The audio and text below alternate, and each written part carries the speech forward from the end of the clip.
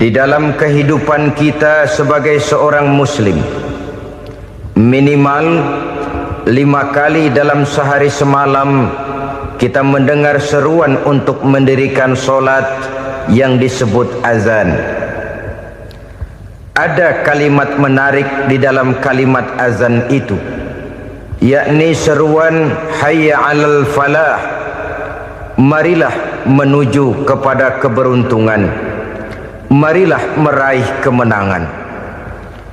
Seruan ini adalah kecenderungan dari setiap manusia, apapun warna kulitnya. Artinya, setiap orang dalam hidup selalu ingin meraih dan mencari kemenangan. Kemenangan akan melahirkan kepuasan batin, dan kepuasan batin memberikan kebahagiaan. Sedangkan kekalahan melahirkan penderitaan batin, dan penderitaan batin menjerumuskan seseorang di dalam berbagai bentuk kerugian. Jikalau inilah seruan azan, maka masalahnya ialah apa yang menyebabkan kita meraih kemenangan. Al-Quranul Karim memberikan tuntunan dan ajaran kepada kita bahwa orang-orang yang memperoleh kemenangan itu tidak lain adalah orang-orang yang bertakwa. Hanyalah mereka yang bertakwa kepada Allah Subhanahu wa ta'ala pada akhirnya akan tampil sebagai pemenang. Lalu siapa orang yang bertakwa itu? Dijelaskan dalam awal-awal Al-Baqarah, orang yang bertakwa yang akan meraih kemenangan. Pertama, allazina yu'minuna bil ghaib, yaitu orang-orang yang beriman kepada yang gaib, percaya bahwa ada alam yang gaib, alam yang abstrak, alam yang tidak bisa dijangkau oleh salah satu daripada panca indera kita. Mereka percaya dan beriman kepada adanya malaikat, beriman kepada adanya iblis dan jin, beriman kepada adanya alam kubur, beriman kepada adanya alam mahsyar, beriman kepada adanya alam akhirat, beriman kepada adanya surga dan neraka. Beriman bukan cuma sekedar beriman dalam ucapan bibir saja, tetapi beriman yang nilai iman itu mampu mewarnai gerak dan gaya hidupnya. Iman yang meresap sampai ke tulang sumsum, kemudian memberikan dampak positif di dalam kehidupan manusia. Alam, kita tahu, adalah sesuatu yang selain Allah, dan Allah bukanlah alam. Apapun namanya selain daripada Allah, itu adalah alam. Alam pada hakikatnya terbagi menjadi dua. Ada alam syahadah, alam nyata, alam konkret, alam yang bisa dijangkau oleh salah satu indera kita. Kemudian ada alam ghaib, alam yang tidak bisa dijangkau oleh panca indera kita, alam metafisika, alam abstrak, alam yang wajib kita imani keberadaannya. Kita percaya bahwa malaikat itu ada, kita percaya kepada jin, bahwa jin itu ada, kita percaya kepada adanya iblis dan setan.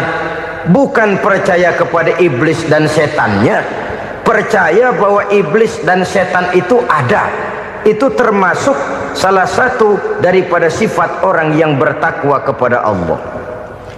Saudara-saudara kaum muslimin rahimakumullah, kecenderungan pembangunan yang lebih bersifat materialistis biasanya menggeser aspek kehidupan rohani.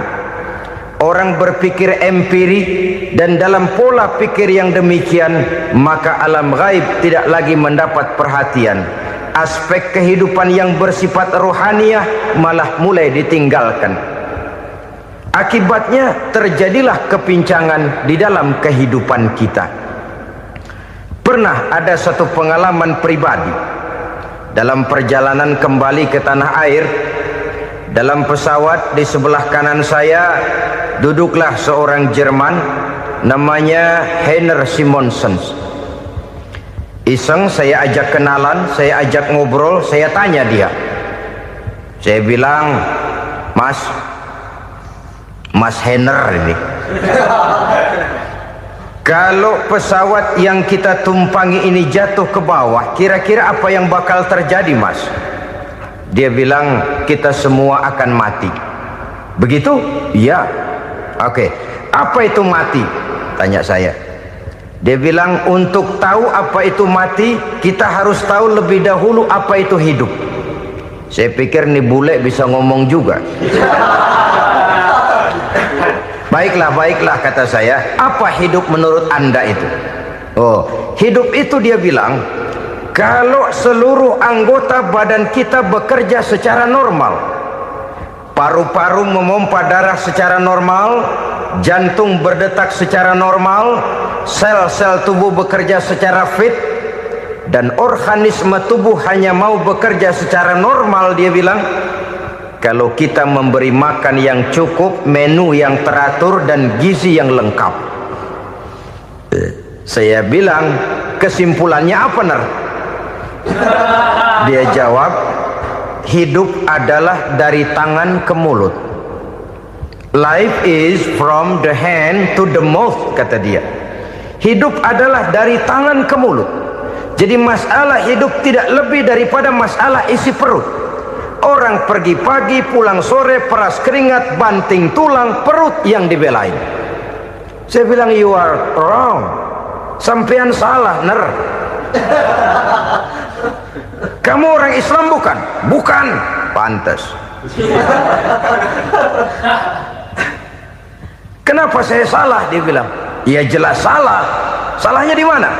Kamu ini manusia. Kalau hidup cuma dari tangan ke mulut, saya bilang, kambing di kampung saya juga begitu pikirannya, Ner. Itu kambing di kampung saya, asal perutnya kenyang, sudah hidup dia.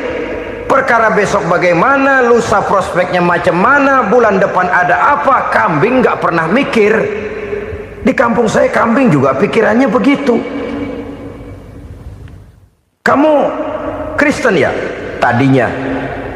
Loh kok tadinya, lalu apa sekarang kamu ini? Dia bilang, sekarang saya netral. Saya tidak beragama, tapi saya percaya kepada Tuhan sebagai pencipta alam. Saya ingat benar dia bilang, I haven't any religious, but I believe to God as the creator of the world. Kenapa bisa netral begitu, Ner? Habis saya bingung katanya. Islam bilang Islam baik, Kristen bilang Kristen baik, Hindu Buddha bilang Hindu Buddha baik, semua agama baik. Saya netral sekalian, nggak beragama. Yang penting saya percaya kepada Tuhan.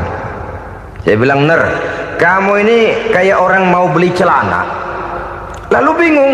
Yang satu bilang Levi's bagus, yang satu bilang Blue Jean hebat, yang satu bilang Wool England hebat. Celana ini hebat, celana itu bagus, celana ini hebat, semua celana bagus, kamu bingung. Akhirnya netral, tidak pakai celana. Itu juga salah. Saya pikir-pikir, kemudian saya melihat bahwa dua pola berpikir Henner ini nampaknya sudah mulai menggejala di lingkungan masyarakat bangsa kita. Disadari atau tidak, secara jujur kita harus berkata, dua pola pemikiran Henner ini mulai berkembang di tengah masyarakat bangsa kita. Pertama, pola pikir materialisme. Hidup adalah dari tangan ke mulut. Masalah hidup tidak lebih masalah isi perut. Itu yang perlu dibela, dan disitulah arti kehidupan. Pergi pagi, pulang sore, peras keringat, banting tulang untuk mempertahankan perut. Kalau sudah kemari cara orang berpikir, maka buat apa percaya kepada yang gaib? Untuk apa sholat? Untuk apa puasa? Untuk apa zakat? Untuk apa menghadiri majelis taklim? Tanpa kepercayaan kepada yang gaib, hidup berjalan menurut alur empiris dan materialis. Kalau sudah ke sana cara orang berpikir, biasanya orang lalu cenderung menghalalkan segala cara. Hanyalah orang yang percaya bahwa akhirat ada, hanyalah orang yang percaya bahwa alam kubur itu ada, hanyalah orang yang percaya bahwa malaikat itu ada, hidupnya akan lebih terarah dan terkendali.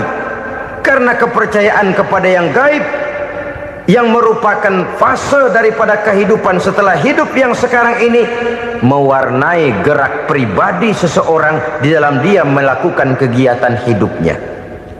Pola berpikir materialisme, disadari atau tidak, mulai menggejala di lingkungan masyarakat bangsa kita. Hidup tidak lebih dari urusan tangan ke mulut, mulut ke tangan, tangan ke mulut.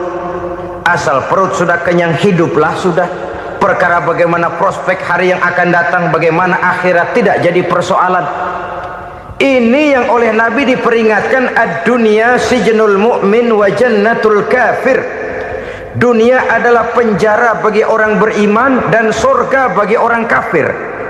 Dulu di zaman Belanda hadis ini pernah disalah tafsirkan, disalah artikan, digunakan sebagai senjata untuk mengkebiri dan membuat impoten umat Islam. Sudahlah umat Islam gak usah macam-macam, kata Belanda. Dunia ini kan penjara buat orang Islam, surga buat orang kafir. Di penjara jangan bertingkah.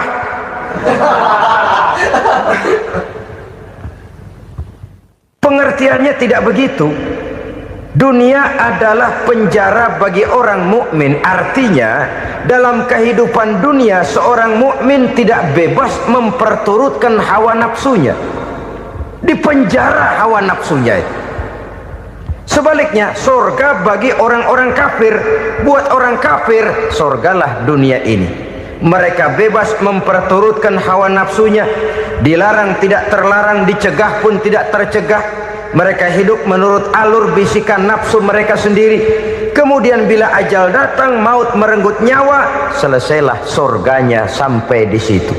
Maka bagi orang-orang yang tidak percaya kepada adanya akhirat, kepada adanya alam gaib, surganya sebatas umurnya. Sekali lagi, surganya sebatas umurnya. Bila umur selesai, ajal pun datang merenggut nyawa, selesailah sudah surganya sampai di situ. Alangkah pendeknya perjalanan orang-orang yang tidak percaya kepada alam gaib ini. Bagi kita mukmin, jikalau kita mampu memenjarakan hawa nafsu, kita bisa bahagia di dunia ini. Dan Islam memang tidak menyuruh kita sengsara di dunia. Raih dunia, kejar dunia, gapai dunia sebagai alat untuk mencapai kebahagiaan di akhirat nanti. Hidup adalah satu perjalanan panjang yang terbentang sejak kita terlahir dari alam rahim sampai kepada alam akhirat nanti. Andai kata kita gagal meraih kebahagiaan di dunia, toh kita masih punya akhirat. Tapi jangan jadi dalil yang melemahkan semangat. Biarin dah kita di dunia kebelangsak, yang penting akhirat. Akhirnya dunia benar-benar kebelangsak. Bagaimana dunia ini bisa kita raih, dan bagaimana meraih dunia untuk menunjang kepentingan akhirat nanti. Yang kedua, dari pikiran Heiner yang saya lihat menggejala di lingkungan masyarakat bangsa kita, timbulnya manusia-manusia netral. Seolah-olah Tuhan yes, agama no. Sama Tuhan percaya, agama ogah. Tuhan ngangguk, giliran agama godeng. Padahal hampir dalam setiap ayat dalam Quran, kata-kata amanu biasanya bergandeng dengan wa amilus sholihat, iman dan amal soleh. Ini sebagai isyarat Tuhan dan agama jangan pernah dipisah-pisah. Apabila kita bertuhan, maka kita harus beragama. Apabila kita beragama, maka agama itu harus bersumberkan dari Tuhan yang kita imani itu. Tidak mungkin kita pisah, Tuhan yes, agama no. Sama Tuhan percaya tapi agama bikin sendiri. Sembayangnya cukup bengong 2 jam madep ngulon.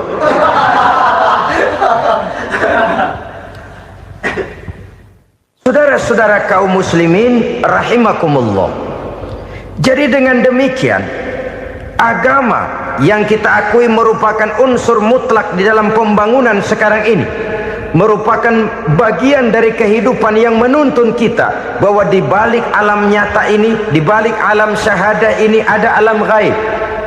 Dan mudabbir, murabbi, yang mengatur, yang menguasai, yang memelihara baik dia alam nyata, baik dia alam gaib, tidak lain adalah Allah Subhanahu wa ta'ala. Di sana ada satu super power, satu maha kekuatan yang kita perlu bersandar kepadanya. Sebagai makhluk nyata yang hidup di alam nyata, berbuatlah secara nyata sebagaimana harusnya kita berbuat. Karena Islam jelas bukan agamanya orang pemalas.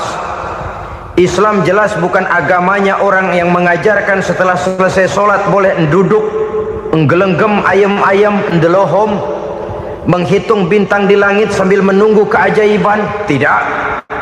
Islam adalah agama yang mengajarkan apabila sholat sudah selesai kamu kerjakan, bertebaranlah di permukaan bumi, cari karunia Tuhanmu. Jangan hidup berpangku tangan menunggu keajaiban, karena hidup bukan undian. Jangan berharap untung besar tanpa mau peras keringat.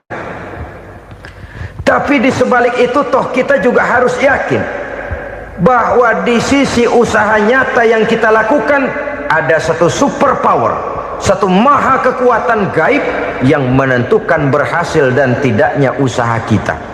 Kepercayaan kepada hal semacam inilah yang mendorong kita untuk mempunyai sandaran vertikal, agar jikalau usaha ini berhasil kita tidak lupa diri dan lupa daratan.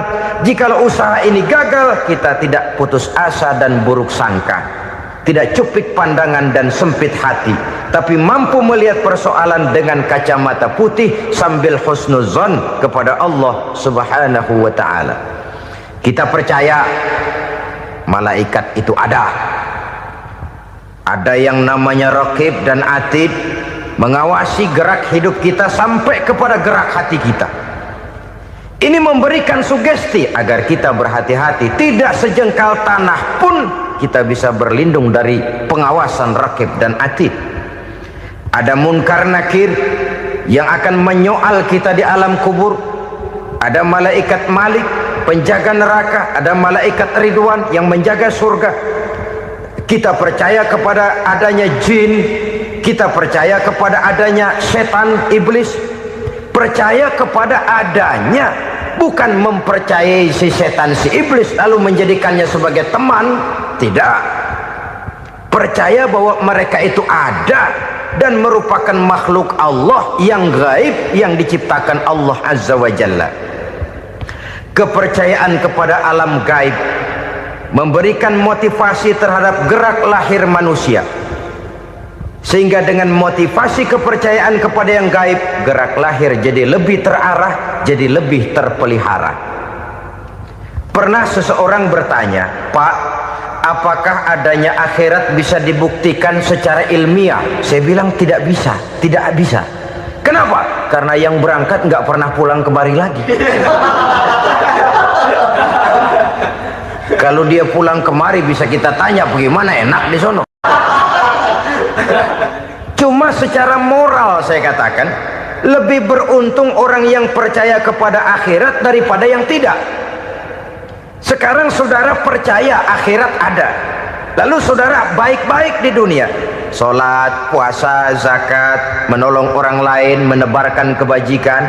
Saudara mati, andai kata akhirat tidak ada, toh dalam hidup saudara sudah berbuat baik, paling tidak nama saudara akan dikenang sebagai orang baik. Sebaliknya, saudara percaya, kata saya, bahwa akhirat tidak ada, lalu hidup semau-maunya, tenggelam dalam maksiat dan munkarat, menentang Allah, tidak mau ruku dan sujud, lalu saudara mati, kemudian akhirat ada, ayo mau apa? Bekal tidak punya. Jadi secara moral lebih beruntung orang yang percaya kepada adanya akhirat daripada yang tidak percaya. Dan itu alam gaib yang tidak bisa dibuktikan secara eksat. Jangankan untuk membuktikan seperti itu, dalam kehidupan sehari-hari saja yang kita rasakan tidak selalu berbentuk toh. Angin, bagaimana sih bentuknya angin? Kita tidak tahu. Merah, buktinya kalau dikerok merah. Yang merah itu kulit, yang kulit kita bukan anginnya. Sakit, rasa sakit itu ada, tapi bagaimana bentuk sakit kita nggak pernah tahu. Kalau kita makan cabai pedas, bagaimana bentuk pedas itu tidak ada, tapi rasa ada. Bentuk pedas hijau, cabenya bukan pedasnya.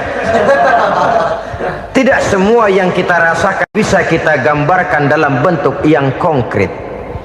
Oleh karena itu, sekali lagi bahwa kepercayaan kepada alam yang gaib mampu memberikan satu sugesti yang menata kehidupan seseorang lebih lurus, lebih terarah, dan lebih terkendali. Maka wajar kalau kepercayaan kepada yang gaib mengantarkan seseorang untuk meraih kemenangan.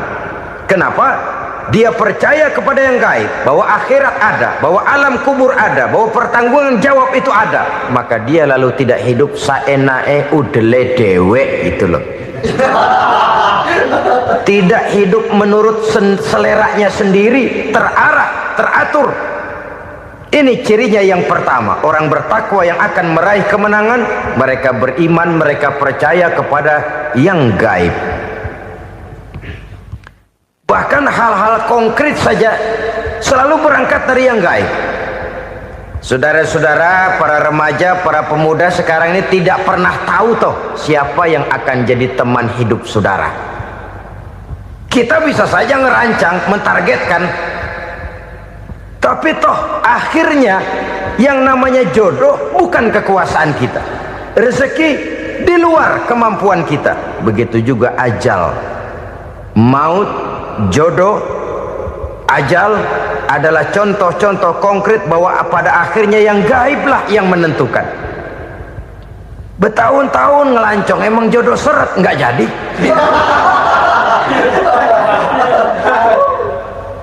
Begitu kenal baru setengah malam nginep ditangkap hansip.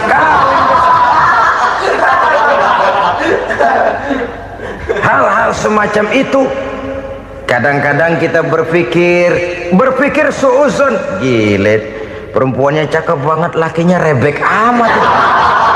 Memang begitulah jodohnya. Memang begitulah jodohnya.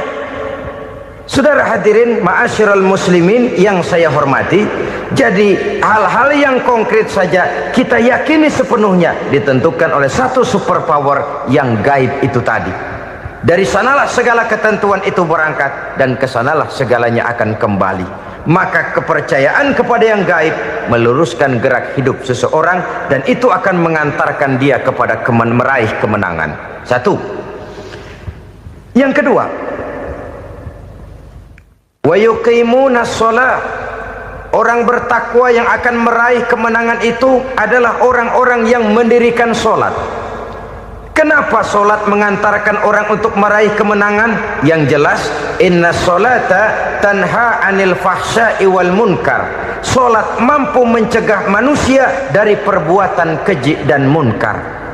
Banyak filsafat hidup yang terkandung di dalam sholat ini. Sejak kita wudhu sampai kita menghadap ke arah kiblat, sampai kita melakukan gerak-gerak sholat, bacaan-bacaan yang ada di dalam sholat, lalu sampai kepada mengucapkan salam. Banyak filsafat hidup yang terkandung di dalam sholat. Umpamanya saja, setelah takbiratul ihram mulai kita dengan sholat dalam posisi berdiri, diajarkan dalam kitab-kitab fikih agar kita melihat ke arah tempat sujud. Ini kan filsafat kehidupan. Kalau kamu sholat dalam posisi berdiri, lihat tempat sujud. Jangan sholat mata jelalatan, sebab nanti bisa mengurangi kekhusyuan. Jadi wajar kalau yang dikatakan bahwa yang paling afdol adalah shaf yang di depan. Kenapa? Secara harfiah pengertiannya akan lebih mengundang kekhusyuan. Kenapa? Kalau kita di shaf paling depan di masjid umpamanya paling banter kita lihat tembok. Tapi kalau kita shaf di tengah atau di belakang, orang-orang di depan kita pun akan kelihatan. Yang bajunya loreng, yang bajunya genggang, yang bajunya macam-macam. Kita lihat, kadang-kadang kita pikirin, ada yang bajunya bolong. Kita sholat tapi dalam hati, nih orang bajunya robek yang nggak tahu apa. Ada saja hal-hal yang mengusik kekhusyuan kita. Oleh sebab itu diajarkan dalam posisi berdiri, lihat, arahkan pandangan matamu kepada tempat sujud. Ini kan filsafat kehidupan. Maksudnya apa? Kalau lagi diri lihat dong tempat sujud. Kalau udah di atas ingat dong sama yang bawah. Kalau sudah tinggi, ingat dong dari mana kamu berangkat. Kalau sudah berkuasa, bantu dong yang lemah. Kalau sudah kaya, santuni dong yang miskin. Kalau sudah alim, bimbing dong yang awam. Ini filsafat kehidupan. Dalam posisi berdiri, kau lihat tempat sujud. Ini akan melahirkan kepekaan sosial, di mana seseorang mau tahu kepada orang lainnya.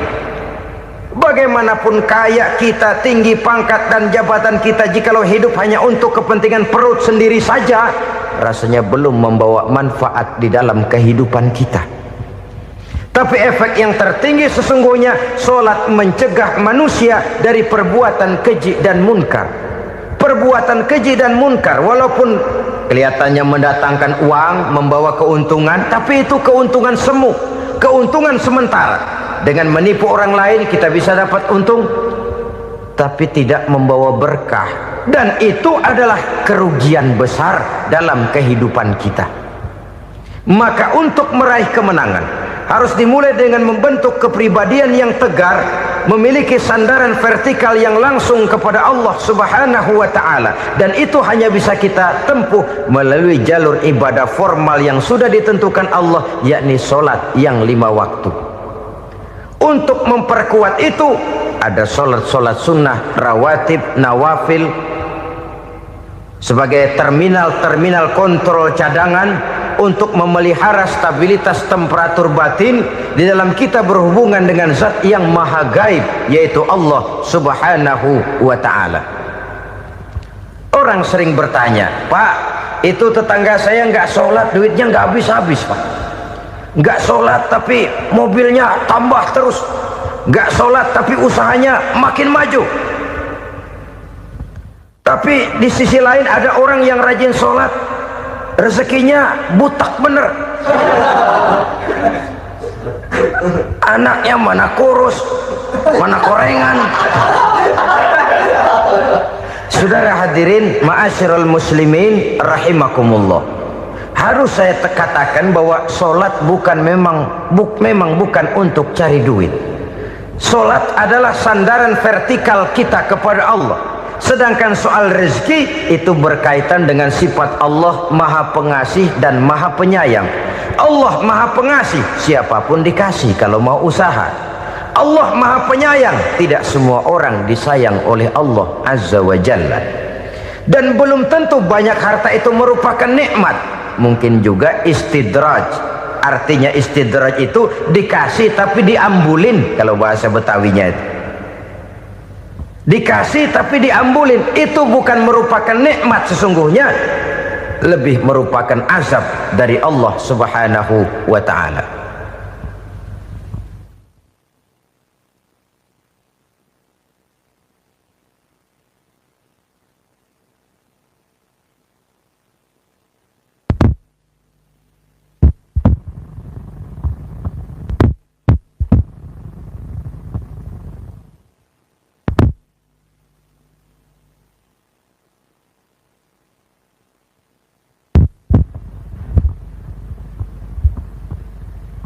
Agama mempunyai sistem solat, dan kita umat Islam telah dituntun oleh Allah Subhanahu wa ta'ala yang wajibnya 5 kali dalam sehari semalam mendirikan solat, dan itu tentu berada dalam jangkauan kemampuan manusia.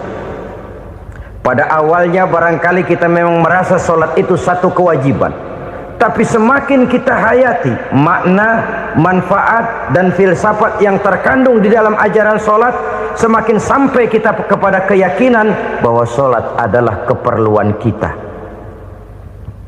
Sehingga pada waktu tertentu dinilai puncaknya, kita tidak lagi akan berkata saya wajib solat, tapi kita akan berkata saya perlu solat. Kalau kita sudah merasakan itu adalah keperluan kita, nah di sanalah kita baru akan merasakan ruginya kalau hal itu tidak kita laksanakan. Sepanjang kita masih berkata saya wajib sholat, kita akan lebih merasakan dia sebagai beban ketimbang sebagai keperluan.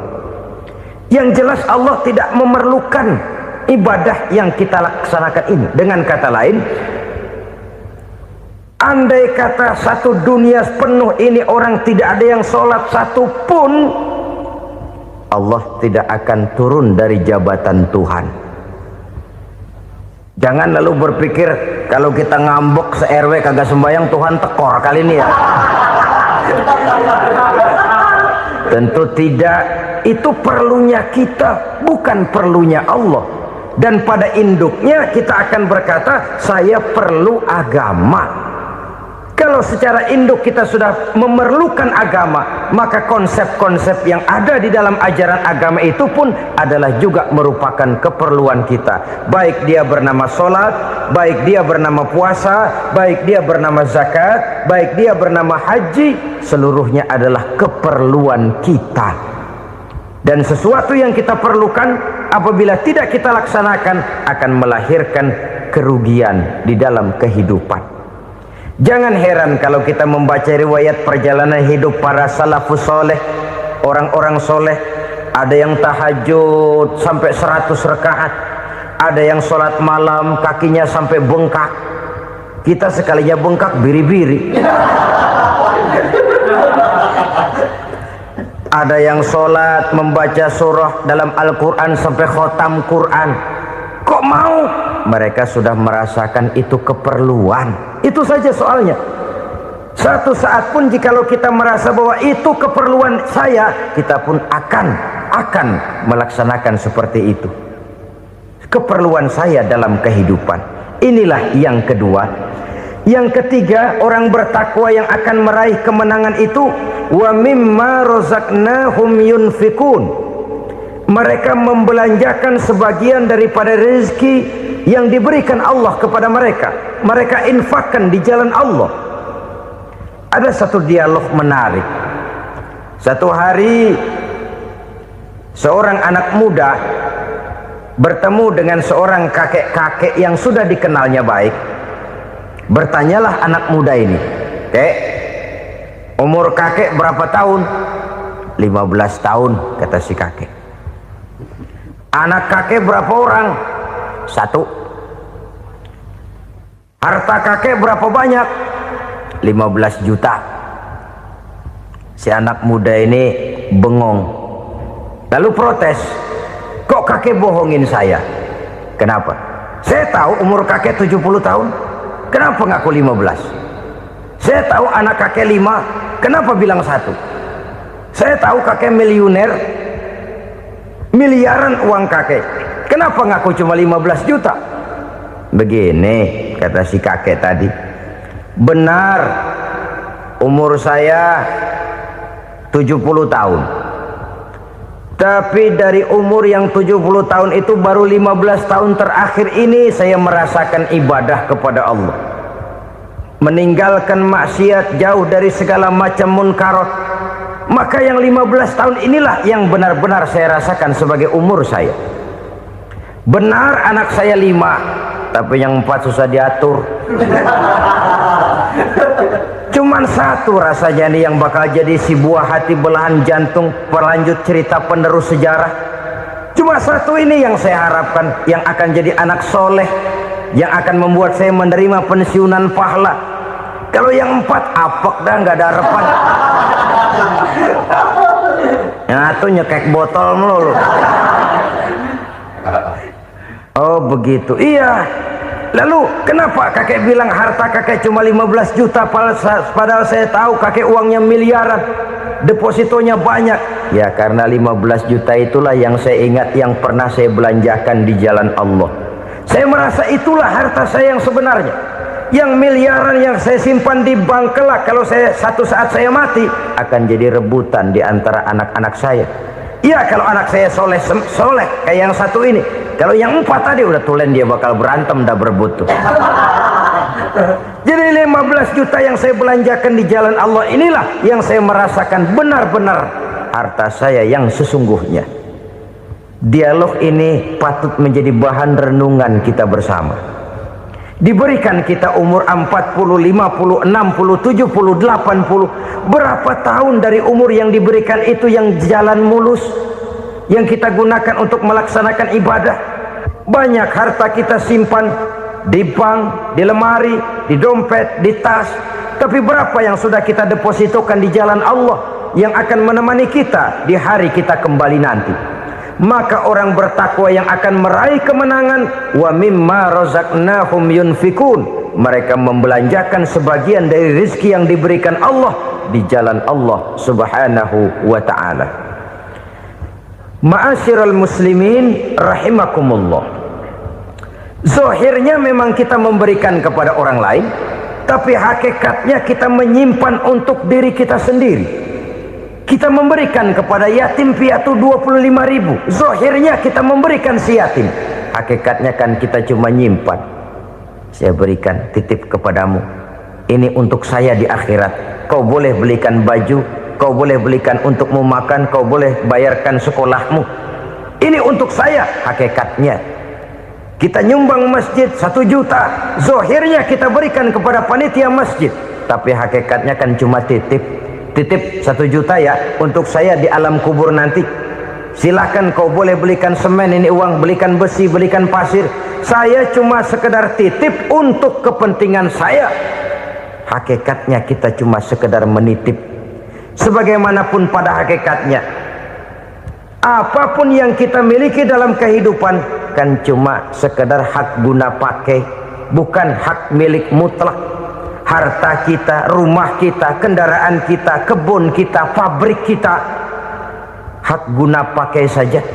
Hak milik mutlak cuma untuk Allah subhanahu wa ta'ala. Saudara-saudara kaum muslimin rahimakumullah, ini yang ketiga. Kemudian yang keempat, orang-orang bertakwa yang akan meraih kemenangan, allazina yu'minuna bima unzila ilaika, mereka yang beriman, mereka yang percaya kepada apa yang telah diturunkan kepadamu Muhammad, ay Al-Quran, yakni Al-Quranul Karim. Setelah percaya kepada yang gaib, mendirikan solat, kemudian menginfakkan sebagian dari rezeki yang diberikan Allah, mereka juga lalu percaya kepada yang diturunkan terhadap Nabi, yaitu tidak lain Al-Quranul Karim. Sekali lagi di sini, percaya bukan hanya sekedar percaya saja, tetapi percaya lalu menjadikan Al-Quran itu sebagai pedoman hidup. Sebab memang Al-Quran itu adalah GBHM, garis-garis besar haluan muslim. Apa yang harus kita lakukan, apa yang harus tidak kita lakukan, bagaimana mestinya kita bertingkah laku dan berbuat, seluruhnya tercantum di dalam Al-Quranul Karim. Itu sebabnya ketika satu hari Aisyah ditanya bagaimana akhlak Rasul, beliau menjawab, kana Rasulullah sallallahu alaihi wasallam khuluquhul Quran. Akhlak daripada Rasulullah tidak lain adalah Al-Quran. Jawaban simpel ini memberikan gambaran bahwa keseluruhan daripada konsepsi Quran sudah diterjemahkan dalam kehidupan Rasulullah sallallahu alaihi wasallam. Karena kita tahu akhlak adalah keseluruhan dari gerak hidup manusia, sejak ia berpribadi, berumah tangga, bertetangga, bermasyarakat, sampai kepada berbangsa dan bernegara. Al-Quran tetap memberikan sentuhan nilainya. Oleh karenanya, orang-orang yang bertakwa adalah orang-orang yang menjadikan Al-Quran sebagai pedoman dalam kehidupannya. Dan kita yakini Al-Quran diturunkan kepada Nabi Muhammad bukan merupakan produk Nabi Muhammad. Isi dan redaksinya langsung dari Allah subhanahu wa ta'ala. Kemudian cirinya yang kelima, orang bertakwa yang akan meraih kemenangan itu, wa ma unzila min qablika, tidak hanya sekedar percaya kepada yang diturunkan terhadap Nabi Muhammad yaitu Al-Quran, mereka juga percaya kepada apa yang pernah diturunkan kepada para nabi, kepada para rasul sebelum Nabi Muhammad. Percaya kepada adanya suhuf, percaya kepada adanya Taurat, percaya kepada adanya Injil, percaya bahwa Allah dahulunya sudah menurunkan Taurat kepada Musa, percaya bahwa Allah sudah menurunkan Injil kepada Isa, percaya Injil ada, Taurat ada, diturunkan Allah untuk Isa dan Musa, tetapi tidak wajib mengamalkannya karena kita sudah diberikan Al-Quranul Karim. Ini yang perlu saya garis bawahi. Kita percaya Allah telah menurunkan Injil dahulu kepada Isa. Kita percaya bahwa Allah telah menurunkan Taurat dahulunya kepada Nabi Musa. Kadang-kadang ini dijadikan dalih, dikacaukan pengertiannya. Quran saja mengajarkan bahwa orang yang bertakwa harus percaya kepada Injil, maka pakailah Injil. Apalagi kalau ayat sebelumnya ditilap, dihapus, dihilangkan, Injilnya yang ditekankan, maka akan terjadilah penekanan yang salah arah. Karena salah arah akhirnya bisa merusak dan menghancurkan akidah. Ketika Rasul suatu saat pernah ditanya orang, "Ya Rasul, bagaimana sikap kita sebagai muslim terhadap Injil yang ada sekarang?" Beliau menjawab, "La tukadzibuhu jami'an wa la tusaddiquhu jami'an." Jangan didustakan seluruhnya, jangan juga dibenarkan semuanya. Artinya, ini sudah merupakan gambaran dari Rasul bahwa dalam Injil yang ada sekarang masih ada ajaran-ajaran tauhid yang dibawa oleh Nabi Isa dan diajarkan kepada umatnya. Tapi juga dalam Injil yang sekarang ini sudah terkena intervensi dan investasi manusiawi. Karena itu Rasul menyimpulkan, la tukadzibuhu jami'an wa la tusaddiquhu jami'an. Jangan didustakan semua, jangan dibenarkan seluruhnya. Kita memang percaya Allah telah menurunkan Injil kepada Nabi Isa dulu, tapi kita tidak wajib mengamalkan Injil. Kita percaya Allah telah menurunkan Taurat kepada Nabi Musa, tapi kita tidak wajib mengamalkan kitab ajaran Taurat. Yang wajib kita percayai dan kita amalkan hanyalah Al-Quranul Karim. Kenapa? Oleh karena baik yang ada di dalam Taurat, baik yang ada di dalam Injil, tentu tercakup di dalam Al-Quran sebagai kitab terakhir yang diturunkan oleh Allah Subhanahu wa Ta'ala. Dan itu wajar. Kalau seorang pejabat mau mengeluarkan satu keputusan baru, tentu dia harus meninjau keputusan-keputusan lama. Andai kata dianggap tidak berlaku, dianggap tidak relevan lagi, maka keputusan-keputusan lama itu tentu sudah dianggap tidak berlaku. Sebagian daripada aturan-aturan dalam keputusan lama yang masih dianggap relevan tercantum dalam keputusan baru yang wajib diamalkan. Begitulah hubungannya antara Al-Quran, Taurat, Zabur, dan Injil. 4 kitab samawi yang diturunkan Allah masing-masing kepada Zabur untuk Nabi Daud, Taurat untuk Nabi Musa, dan Injil untuk Nabi Isa alaihi wassalatu wassalam. Ketiga-tiga kitab itu kita percayai adanya. Kita yakini Allah telah menurunkan Zabur, Taurat, dan Injil, tapi kita tidak wajib mengamalkannya. Yang wajib kita mengamalkannya sekarang ini tidak lain hanyalah Al-Quranul Karim saja, karena ia mencakup apa yang ada di dalam Zabur, apa yang ada di dalam Taurat, dan apa yang ada di dalam Injil. Keotentikannya bisa dipertanggungjawabkan. Ya, tapi kan Nabi Muhammad sudah mati 14 abad yang lalu, dan di zaman beliau Al-Quran kan belum dikodifikasikan, belum ditulis. Bagaimana keotentikannya bisa dipertanggungjawabkan? Mudah saja. Allah berjanji, inna nahnu nazzalna dzikra wa inna lahu lahafizun. Kami yang menurunkan Al-Quran dan kami yang akan menjaga dan memeliharanya. Allah turunkan Quran, Allah menjaganya. Bagaimana cara Allah menjaga Al-Quran itu? Banyaknya orang-orang yang hafaz Al-Quran. Hafaz Al-Quran 30 juz, 114 surah, 6.666 ayat. Sehingga jangankan satu kata, jangankan satu ayat, satu kalimat saja berubah sudah akan timbul reaksi dan mudah dimengerti. Kenapa? banyak orang-orang yang hafaz Al-Quran. Sedangkan pada setiap akhir tahun biasanya malaikat Jibril selalu mengadakan checking terhadap ayat-ayat yang diturunkan pada waktu itu. Di zaman Nabi sendiri sudah ada usaha kodifikasi.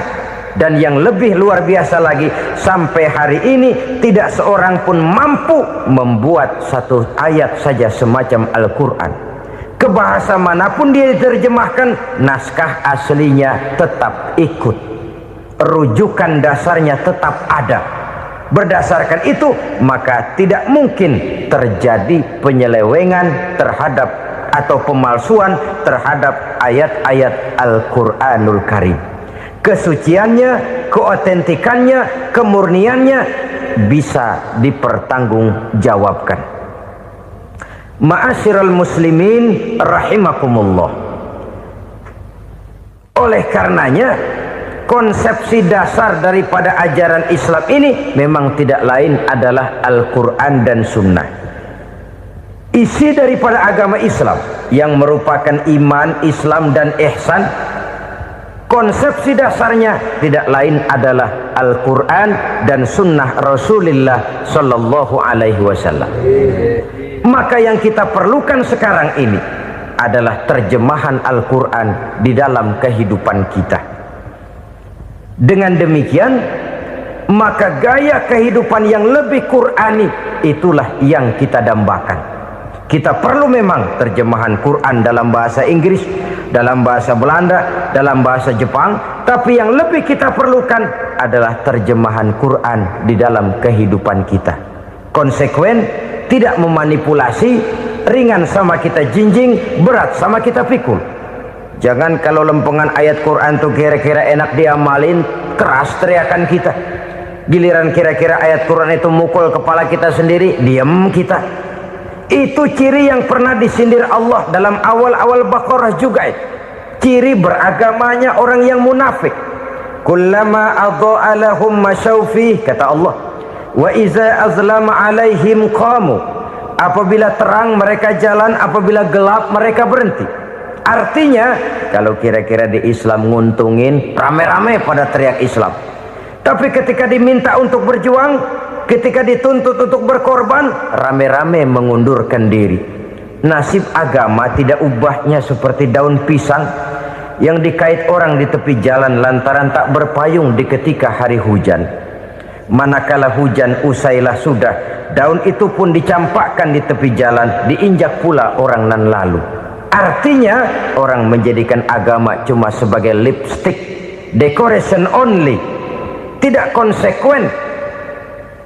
Hanya pada saat-saat kelihatannya Islam membawa keuntungan, rame-rame orang teriak-teriak tentang Islam. Tapi jikalau diminta berjuang, jikalau dituntut untuk berkorban, biasanya rame-rame juga mengundurkan diri. Jangan heran kalau mayoritas hitungan kita, tapi minoritas peranan kita.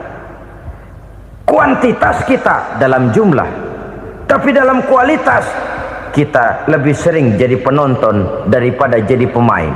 Padahal itu sangat tidak boleh terjadi. Umat Islam di Indonesia harus bangkit. Umat Islam di Indonesia harus sadar akan keberadaannya. Tidak boleh hanya jadi penonton berpangku tangan, karena memang agama kita juga mengajarkan untuk konsekuen di dalam menjabarkan ajaran-ajaran daripada agama kita. Kita sering jatuh menjadi umat yang lemah oleh karena kita ini tidak pandai menggalang kebersamaan yang diakibatkan tidak konsekuennya kita. Diistilahkan bahwa umat Islam di dalam menggalang kebersamaannya itu harus seperti orang main sepak bola. Saudara-saudara kan tahu orang main sepak bola itu. Orang main sepak bola, kalau pertandingan belum dimulai sih silakan saja kumpul di luar lapangan, atur strategi yang baik. Tapi kalau pertandingan sudah dimulai, turun ke lapangan hijau, jangan kumpul terus. Ada sepak bola gotong royong, mundur-mundur rame-rame, depan ke depan kumpul melulu mainnya. Kalah. Orang main sepak bola itu ya harus ada penyerang tengah, harus ada penjaga gawang, harus ada strikernya, harus ada kiri luarnya, kanan dalamnya yang jadi backnya. Posisi boleh bermacam-macam, tapi yang penting saling ngoper untuk menggolkan gawang lawan. Begitulah umat Islam ini. Boleh ada yang jadi pejabat, boleh ada yang jadi pengusaha, boleh ada yang jadi petani, silakan ada yang jadi seniman, ada yang jadi penyair, ada yang jadi artis sekalipun. Tapi kalau sudah berhasil menguasai bola, jangan lupa operannya. Operan itu yang langka. Kita ini muslim kadang-kadang kalau sudah memegang menguasai bola, kalau belum mau mampus, belum mau ngoper. Nanti kalau sudah nggak punya bola, baru mau ngoper. Kalau sudah dengar-dengar mau dekat pensiun, baru mau jihad, baru mau berjuang, baru mau ngurus pesantren. Tanda tangan sudah tidak laku, memo sudah tidak dihargai, baru mau berjuang.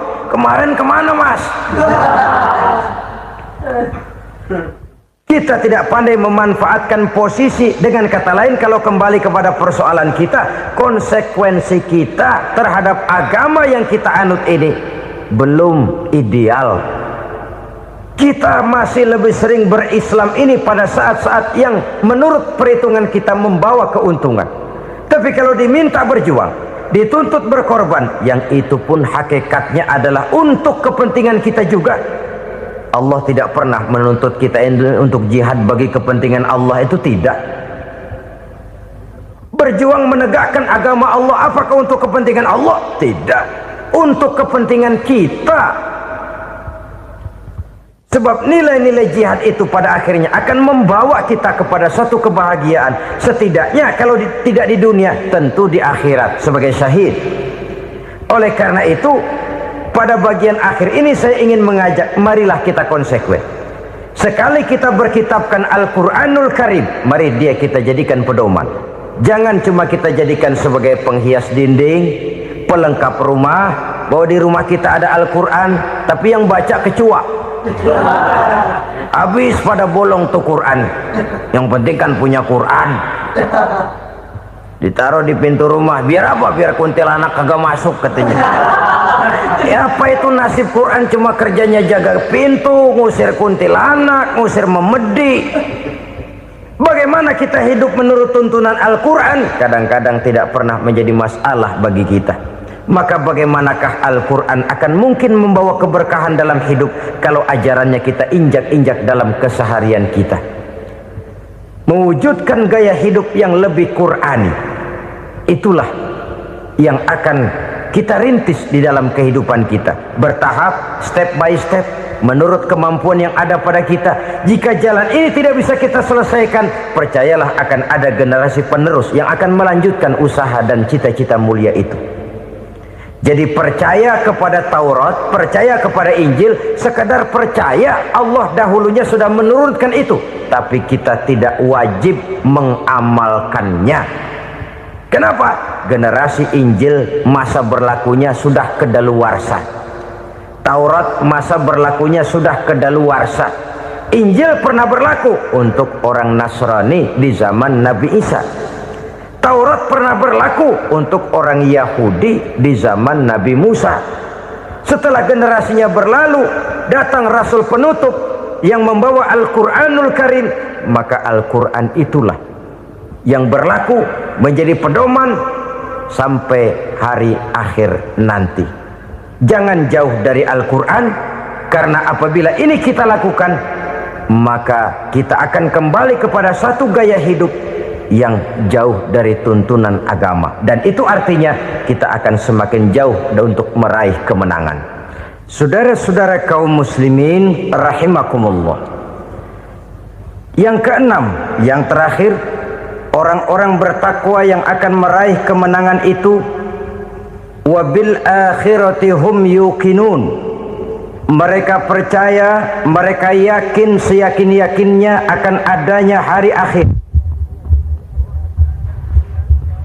di mana seseorang akan mempertanggungjawabkan seluruh perbuatannya di dalam hidup ini, dan tidak ada satu perbuatan yang bagaimana kecilnya sekalipun yang tersembunyi dalam pandangan manusia yang tidak akan dibukakan persoalannya di mahkamah Qadi Rabbul Jalil di akhirat nanti. Itulah sebabnya maka percaya kepada akhirat disebut secara khusus. Padahal di awal tadi sudah dijelaskan yu'minuna bil ghaib, percaya kepada alam gaib, dan alam gaib ini termasuk akhirat. Kenapa pada bagian akhir disebut lagi akhirat? Karena ternyata bahwa kepercayaan kepada adanya akhirat merupakan induk dari kepercayaan terhadap adanya malaikat, setan, jin dan lain sebagainya, dan akan lebih memberikan sugesti dalam kehidupan manusia untuk meluruskan gerak hidupnya. Jikalau satu saat tergerak hati akan berbuat kejahatan, ingin mencuri, sadarlah, awas ada akhirat. Sebab kalau kita cuma teriak awas ada polisi, itu cuma tertunda sementara. Begitu polisi meleng, embat. Kalau kita ingin berbuat jahat cuma berteriak awas ada hansip, cuma sementara ketika hansip itu ada. Tapi kalau ceritanya awas ada akhirat, mau menyeleweng awas ada akhirat, mau berjudi awas ada akhirat, mau mencuri awas ada akhirat. Keyakinan yang akan meluruskan gerak hidup manusia sehingga gerak itu jadi lebih terarah dan terkontrol, tidak merugikan baik diri sendiri, lebih-lebih orang lain.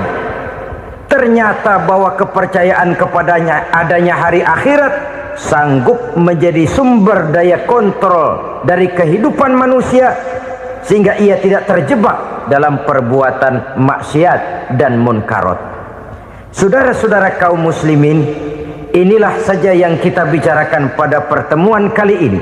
Semoga Allah subhanahu wa ta'ala memberikan kekuatan zahir dan batin kepada kita. Amin. Untuk dapat meraih kemenangan dengan beriman kepada yang gaib, mendirikan solat, membelanjakan sebagian dari rezeki yang diberikan Allah, percaya kepada Al-Quran, beriman kepada kitab-kitab yang diturunkan sebelum Al-Quran, lalu meyakini adanya hari akhirat. Saya percaya kepada sesuatu yang saya mengerti, sesuatu yang boleh dipelajari sejak TK sampai perguruan tinggi, sejak anak-anak sampai kakek nenek.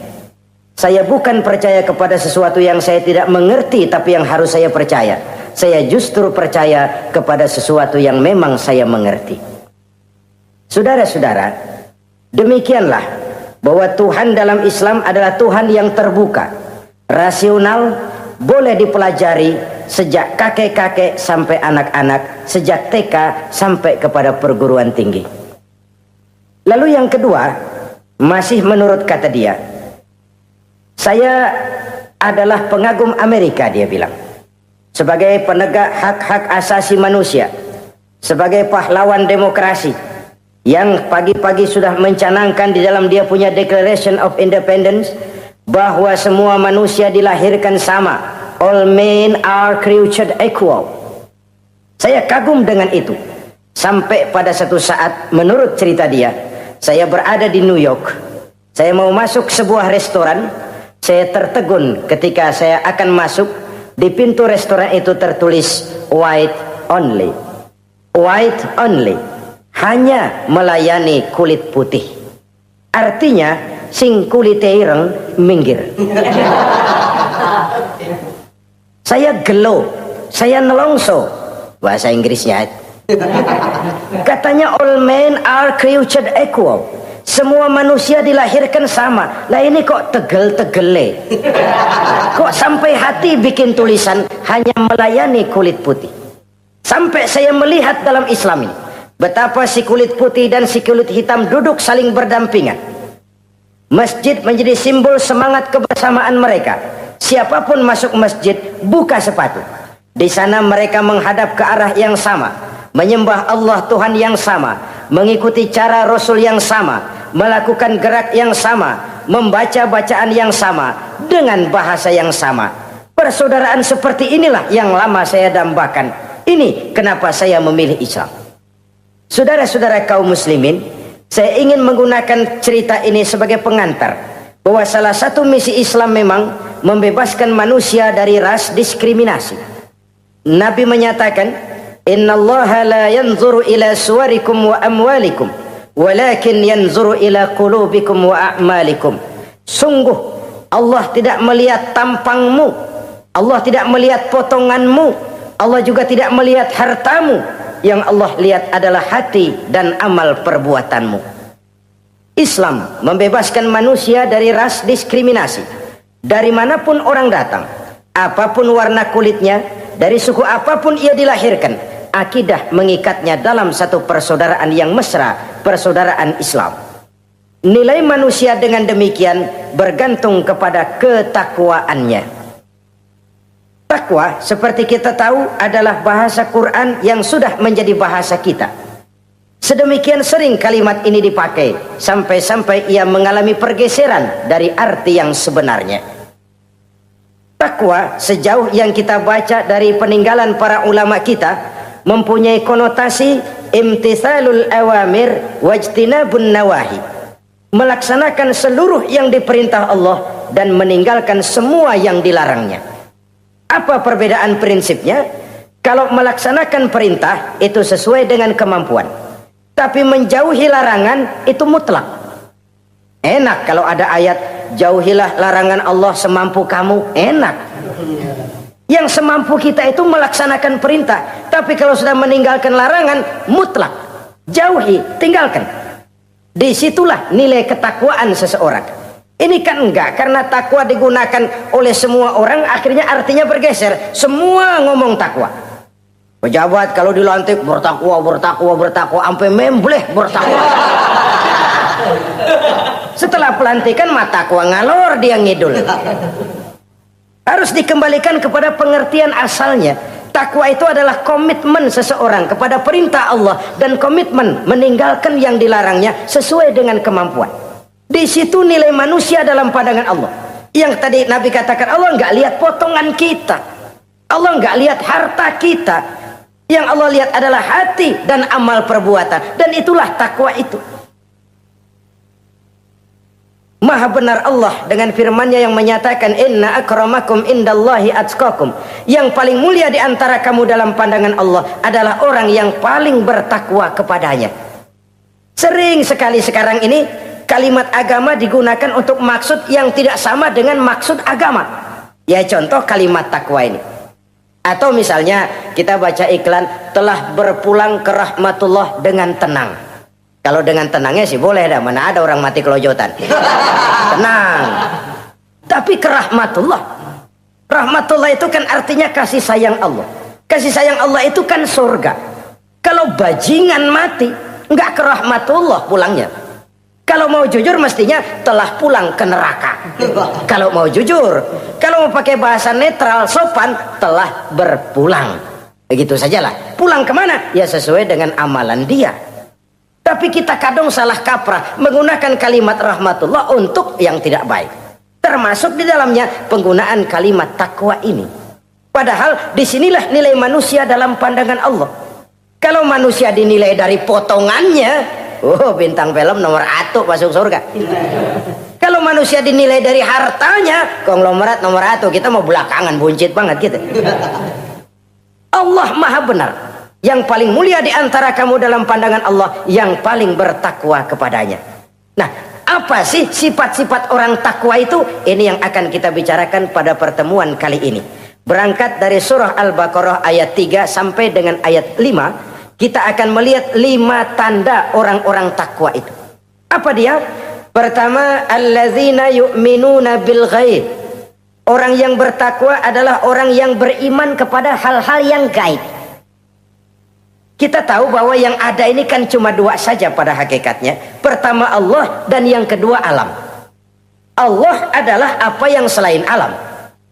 Yang selain alam itu ya Allah namanya. Allah itu bukan alam, dan alam bukannya Allah. Allah disebut Khalik, alam disebut makhluk. Kemudian alam ini kan ada 2 macam. Ada alam nyata, ada alam gaib. Ada alam syahadah, ada alam gaib. Alam nyata kita sebut dengan alam fisika, dan alam gaib kita namakan dengan alam metafisika.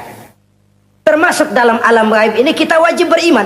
Akhirat, alam gaib, kita percaya akhirat itu ada. Alam kubur, alam gaib, kita yakini keberadaannya. Malaikat, alam gaib. Jin, alam gaib. Setan, genderuwo, memedi, kuntilanak, tuyul. Kita percaya kepada iblis, percaya bahwa iblis itu ada.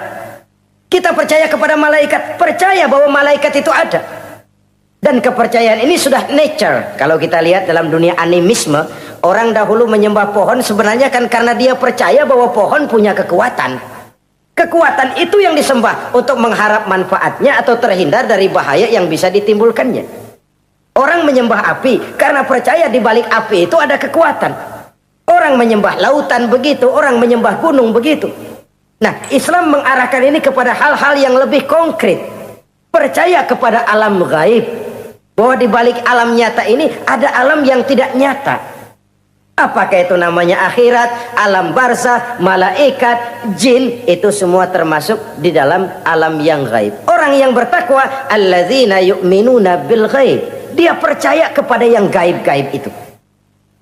Percaya tentang adanya. Bukan percaya kepada iblis lalu ngikutin si iblis, bukan. Kita percaya yang namanya iblis itu ada. Setan itu ada, jin itu ada, malaikat itu ada, alam kubur itu ada. Sebagai makhluk yang diciptakan oleh Allah dan Allah sebagai khalik. Baik alam syahadat, baik alam gaib, penciptanya tetap Allah Subhanahu wa ta'ala. Allah menciptakan siang, Allah ciptakan malam, Allah ciptakan yang baik, Allah ciptakan yang tidak baik. Apa perlunya? Ada manfaatnya untuk keseimbangan dalam alam ini. Manusia kan diberikan kebebasan bahwa segala sesuatu sudah ditentukan Allah memang, tapi kan tidak diberitahukan ke kita. Alam naj'al lahu 'ainaini wa lisana wa syafatain. Bukankah kami berikan kamu dua mata, dua telinga, lidah? Bukankah kami berikan kamu kemampuan untuk berpikir? Kami berikan tunjukkan dua jalan yang baik, yang tidak baik. Kira-kira, manusia, ini jalan kebaikan, akhirnya akan sampai ke surga. Ini jalan kejahatan, akhirnya akan sampai ke neraka. Silakan kamu memilih. Agar kamu tidak salah pilih, kami berikan otak. Kami turunkan Rasul, kami turunkan wahyu, kami turunkan agama. Kalau sudah semikian komplitnya, masih salah pilih juga, emang dasar rezeki bonyok. Dikasih otak, diturunkan Nabi dan Rasul, diturunkan wahyu, ditunjukkan jalan kebenaran. Malahan kata Imam Mustafa Al-Maraghi, Allah memberikan petunjuk kepada kita itu bertahap. Pertama diberikan yang namanya hidayatul ilham, insting. Insting ini tingkatan dasar yang sangat diperlukan oleh manusia. Kita bisa lapar, kita bisa sedih, kita bisa gembira, kita bisa nangis, kita bisa ketawa. Nggak ada yang ngajarin. Belum pernah saya melihat ada kursus ketawa. Belum pernah. Belum pernah ada akademi pertangisan. Nggak ada. Itu insting yang kita bawa sejak lahir. Dan anehnya ketawa tiap orang nggak sama, nangis tiap orang nggak sama. Itu insting. Bayangin kalau itu nggak ada. Kita nggak bisa sedih, nggak bisa gembira, kita nggak bisa ketawa, nggak bisa nangis. Polos hidup ini, kayak boneka. Nggak ada insting. Nah, ini juga diberikan kepada binatang. Binatang kan cuma instingnya insting rendah. Binatang marah bisa marah. Tapi perasaan mulia binatang nggak punya. Kepengen dipuji, kan kagak ada binatang. Dia cuma punya perasaan-perasaan rendah. Marah, pengen tahu kebo kita sodok, marah dia. Perasaan rendah, lapar, binatang punya. Kenyang, binatang punya. Tapi perasaan tinggi, binatang nggak punya. Kepengen hidup lebih baik, nggak ada. Kepengen hidup terhormat, nggak ada. Senang kalau dipuji, nggak ada. Coba dah kebo kita puji habis-habisan, diam aja dia. Waduh, lu Bo bukan main Bo, hebat bener. Ya tetap aja kebo. Atau kita caci maki, nggak bakal dia marah.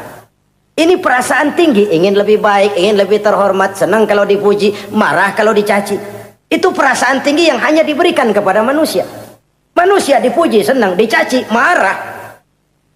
Orang kita puji walaupun wah kamu hebat bener, walaupun dia bilang ah kamu bisa aja, tapi kupingnya tetap aja mekar. Senang kalau dipuji. Insting yang rendah diberikan juga kepada binatang, tapi bukan insting yang tinggi. Ini petunjuk pertama. Dengan itu kita punya perasaan dasar untuk mengagumi, untuk sedih, untuk gembira dan sebagainya.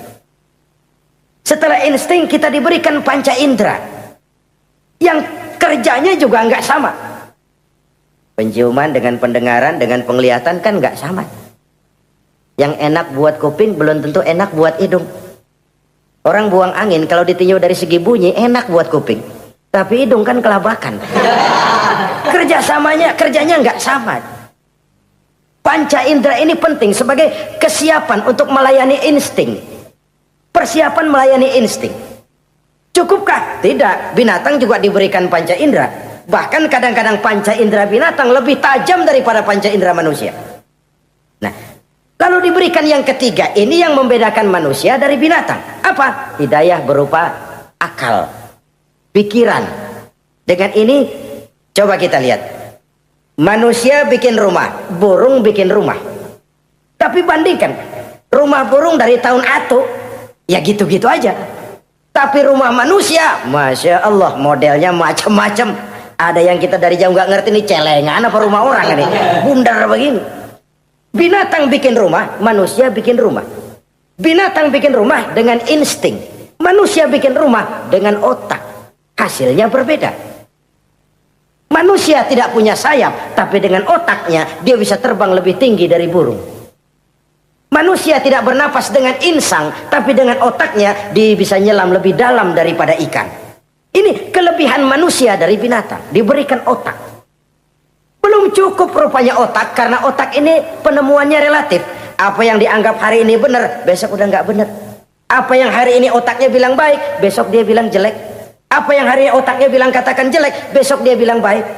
Yang relatif tidak bisa dijadikan pegangan. Maka Allah lalu memberikan yang keempat, Hidayatuddin namanya, petunjuk berupa agama. Diberikan insting, diberikan panca indera, diberikan otak, lalu diberikan agama. Turun para rasul yang 25 itu yang merupakan mata rantai yang berkaitan, tidak terpisah. Misi samawi, semuanya sama bersumber dari Allah yang satu itu. Setelah agama datang, masih ada yang lebih penting. Apa? Hidayah yang disebut taufik. Persesuaian kehendak antara kita dengan Allah. Kalau taufik tidak datang, kalau taufik tidak dapat, Kan'an saja anak Nabi Nuh kufur. Anak Nabi tidak dapat taufik namanya itu. Agama turun, bapaknya Nabi. Bapaknya Nabi. Azar, ayahnya Nabi Allah Ibrahim, tidak mendapat taufik. Lalu Abu Jahal, Abu Lahab, pamannya Nabi, tidak mendapat taufik. Lalu istrinya Nabi Lut tidak mendapat taufik. Bayangkan ini, anak Nabi, paman Nabi, bapak Nabi, istri Nabi. Taufik inilah yang hak prerogatif Allah. Insting semua dikasih, panca indera semua dikasih, otak semua dikasih, agama kepada semua diturunkan. Tapi taufik ini hak prerogatif Allah. Lah kita ini bersyukur, ponakan Nabi aja bukan dapat taufik. Tidak sekedar mendengar Islam, mendengar agama, tapi mengikuti agama itu sendiri. Inilah institusi-institusi yang diberikan Allah kepada kita. Jadi kalau sudah begini lengkap, manusia, nih aku kasih, tempuh jalan ini, masih salah juga, dasar sableng. Pantas kalau Allah mengadili, pantas kalau Allah memberikan sanksi. Kenapa? Rasul udah turun, otak dikasih, panca indera dikasih, peringatan dikasih, masih salah juga. Pantas dong kalau diadili. Kecuali kalau Allah nggak nurunin apa-apa, hidup dah selagu-lagu lu sono, mau guling mau gupak terserah deh. Kalau begitu lalu ada pengadilan, nggak adil. Ini institusinya lengkap kok. Pantas kalau Allah mengadakan pengadilan di akhirat. Pantas kalau Allah meminta kita pertanggungan jawab. Komplit begini rupa. Nah, termasuk di dalamnya kita percaya kepada yang gaib ini. Bahwa ada yang tidak nyata di balik yang nyata ini.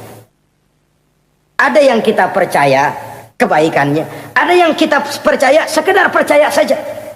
Kayak setan, iblis, kita percaya adanya. Tapi kan nggak wajib ngikutin. Termasuk mempelajari ilmu-ilmunya setan, ilmu-ilmunya iblis.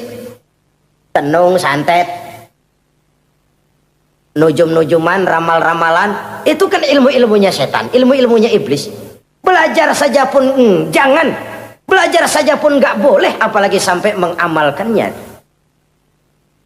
Karena tatkala kita belajar, apalagi mengamalkan, kita sudah bersekutu dengan setan dan iblis.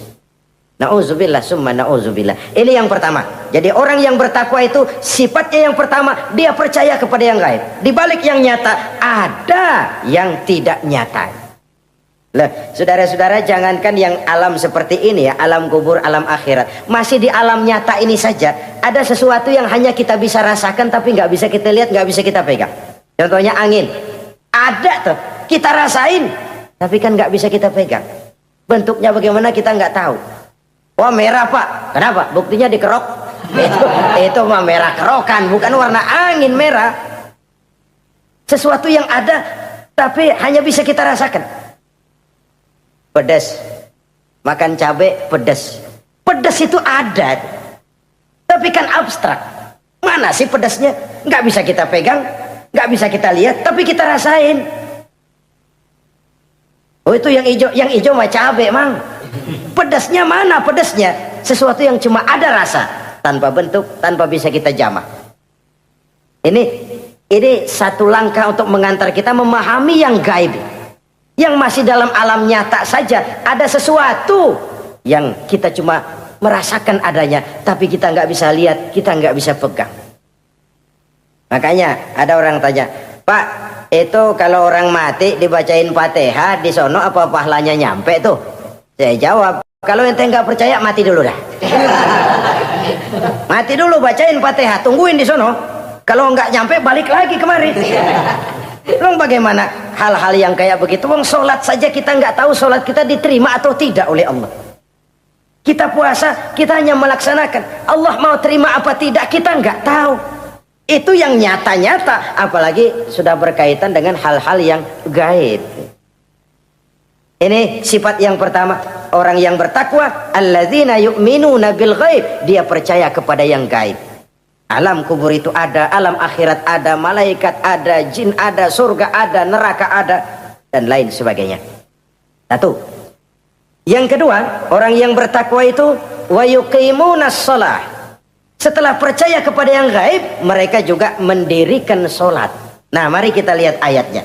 Selalu yang berkaitan dengan sholat itu kalimatnya yuqimunas shalah, mendirikan sholat, bukan mengerjakan. Gak ada ayat i'malis sholah, if'alis sholah, kerjakan sholat, gak ada. Selalu aqimis sholah, dirikan sholat. Kenapa? Kata para ulama, kalimat mendirikan ini mengandung makna istimrar, mengandung arti kontinuitas, ada kelanjutan. Mendirikan sholat artinya mengerjakan sholat dengan betul. Selesai sholat, ajaran sholat diterjemahkan dalam kehidupan. Itu artinya mendirikan sholat. Nah, kalau dilihat dari sisi ini, banyak di antara kita yang sudah mengerjakan sholat tapi belum mendirikan sholat. Sebab mendirikan istimrar, ada kesinambungan. Selesai sholat, ajaran sholat diterjemahkan di tengah-tengah kehidupan bermasyarakat. Sehingga sholatnya punya refleksi, sholatnya punya bias dalam membentuk kepribadian dirinya. Ini kadang-kadang rancu, yang sembahyang dia, yang nyolong dia, yang baca Quran dia, yang fitnah orang dia, yang sedekah dia, yang nyolong dia juga. Ansip bingung bagaimana mutusinnya. Kalau mendirikan sholat mengandung arti kesinambungan, selesai sholat, ajaran sholat diterjemahkan dalam kehidupan. Apa? Banyak tentunya.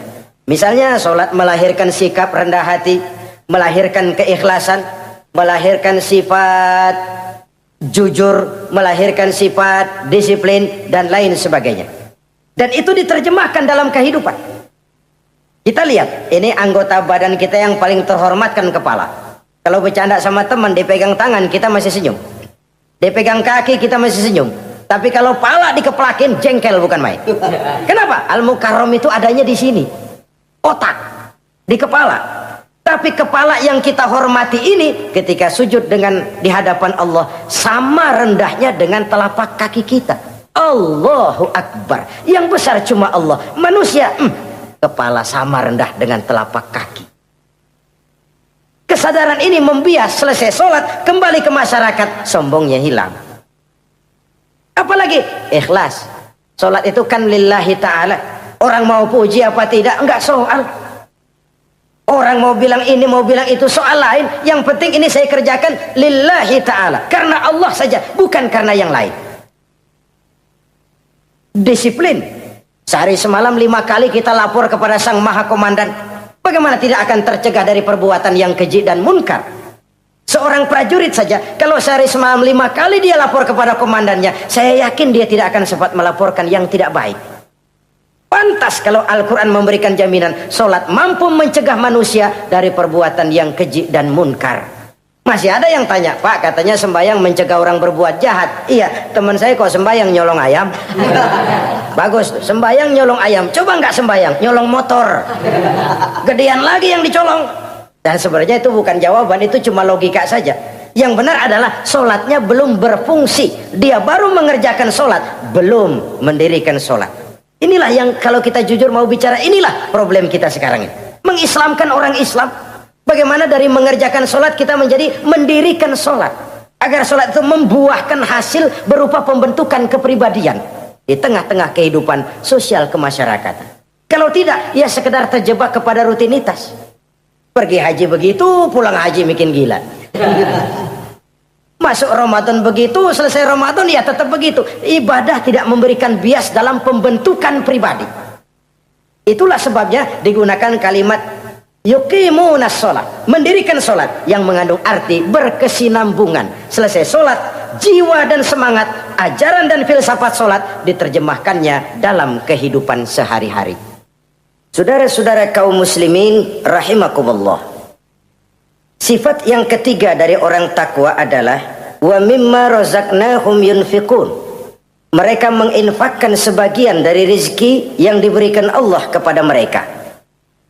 Rizki menurut definisi yang diberikan para ulama kita, ar-rizqu bimakna al-ata hissiyan kana aw ma'nawiyan. Rizki adalah pemberian, baik yang abstrak maupun yang konkret. Selama ini kita sering mengartikan rizki hanya dalam bentuk uang, sehingga rizki kita dibatasi oleh pengertian kita sendiri. Padahal tidak cuma uang, ilmu adalah rizki, jabatan dan kedudukan adalah rizki, otoritas dan wibawa juga rizki, anak, istri, suami juga rizki.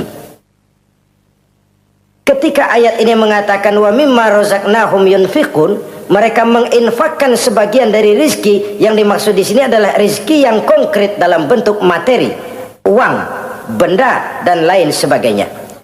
Orang yang bertakwa sadar benar, dari Allah rizki datang, ke jalan Allah rizki dibelanjakan. Semakin kita rajin membelanjakan rizki di jalan Allah, biasanya akan semakin mengalir rezeki dari Allah. Semakin bakhil kita, kadang-kadang rezeki juga malas deketin kita. Yang keempat, orang yang bertakwa itu alladzina yu'minuna bima unzila ilaika wa ma unzila min qablik. Mereka beriman, mereka percaya kepada apa yang diturunkan terhadap Muhammad, yaitu Al-Quran, wa ma unzila min qablika, dan apa yang telah diturunkan sebelum kamu, yaitu Taurat, Zabur dan Injil. Orang yang takwa percaya bahwa Allah dahulu telah menurunkan Taurat kepada Musa, Allah telah menurunkan Zabur kepada Nabi Daud, Allah telah menurunkan Injil kepada Nabi Isa. Percaya sekadar percaya, tidak wajib mengamalkan ajarannya. Kita percaya Taurat itu kitabnya Allah, Injil dahulu yang diturunkan kepada Nabi Isa kitab Allah, Zabur kitab Allah. Percaya sekadar percaya, bukan percaya kemudian mengamalkan, bukan. Karena dengan turunnya Al-Quran, maka seluruh kitab-kitab terdahulu sudah tercakup di dalam Al-Quran. Orang yang bertakwa percaya kepada apa yang diturunkan terhadap Nabi Muhammad. Apa itu? Al-Quranul Karim. Bagaimana kepercayaan kita kepada Al-Quran? Bahwa dia kitab suci yang isi dan redaksinya langsung dari Allah, yang kita membacanya beribadah, mengerti atau tidak mengerti artinya. Akan lebih baik setelah bisa membaca, mengerti, kemudian mengamalkannya dalam kehidupan kita.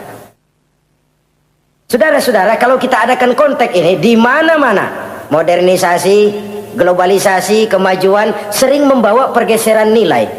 Dulu, ini zaman dulu ya, Waktu listrik belum masuk desa, kita rasakan betul kalau masuk kampung berasa banyak orang Islam. Padahal rumah pakai lampu templok, lampu tempel, paling banter patroma. Tapi kita masuk kampung berasa kok banyak orang Islam. Kenapa? Suara Al-Quran kedengaran dari rumah-rumah. Kenapa? Ada anak-anak muda lagi latihan baca barzanji. Kenapa? Ada patayat, santri-santri wanita lagi baca solawatan. Kenapa? Nenek-nenek lagi ngapalin sifat 20 sembari nyisik. Wujud artinya ada, maka mustahil Allah.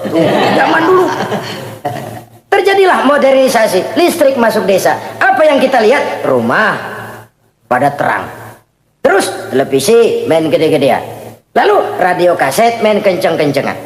Tergeserlah suara Al-Quran, apalagi solawatan, apalagi barzanjian. Apa tidak boleh? Ya boleh saja. Apa tidak bagus? Ya bagus saja. Tapi kalau harus menggeser, apalagi menggusur nilai-nilai positif, itu yang kita prihatin. Kan Nabi mengingatkan, la tattabi'anna sunnana man kana qablakum shibran bi shibrin wa zira'an bi zira'in. Kamu akan ikuti tingkah laku orang-orang sebelum kamu. Cuma ikut-ikutannya nggak berasa, sejengkal, lalu sehasta, lalu semeter, lalu 3 meter. Begitu enak kamu ikut-ikutan budaya orang lain.